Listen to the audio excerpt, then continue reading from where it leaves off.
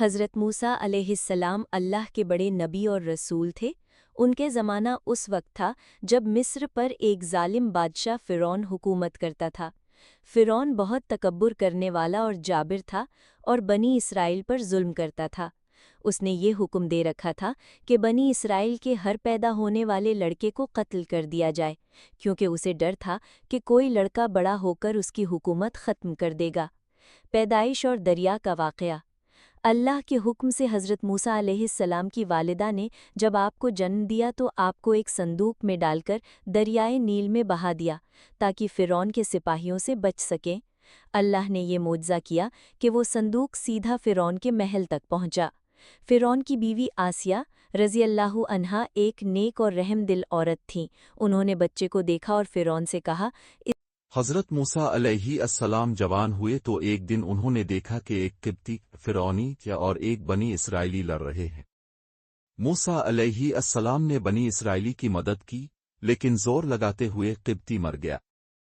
موسیٰ علیہ السلام کو خوف ہوا اور وہ مصر سے نکل کر مدین چلے گئے۔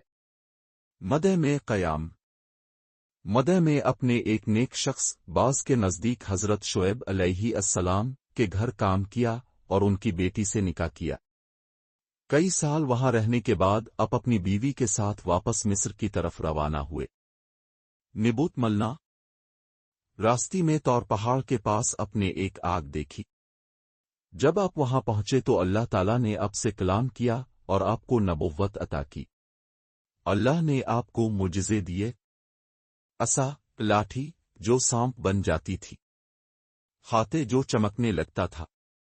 فرعون کے سامنے اللہ نے حکم دیا کہ فرعون کے پاس جا کر اسے حق کی دعوت دو۔ موسیٰ علیہ السلام اپنے بھائی حضرت ہارون علیہ السلام کے ساتھ گئے۔ فرعون نے انکار کیا اور جادوگروں کو بلا کر مقابلہ کیا۔ اللہ کے حکم سے موسیٰ علیہ السلام کا عصا جادوگروں کے جادو کو نگل گیا اور جادوگر ایمان لے آئے۔ بن اسرائیل کی رہائی۔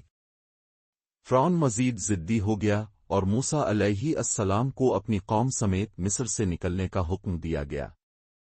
اللہ نے سمندر کو چیر کر راستہ بنایا۔ موسیٰ علیہ السلام اور بنی اسرائیل پار ہو گئے اور فرعون اپنی فوج سمیت سمندر میں ڈوب گیا۔ سنہر بچھڑا۔ اگی چل کر بنی اسرائیل میں سے کچھ لوگوں نے سنہری بچھڑے کی پوجا شروع کر دی، حالانکہ وہ معجزات دیکھ چکے تھے۔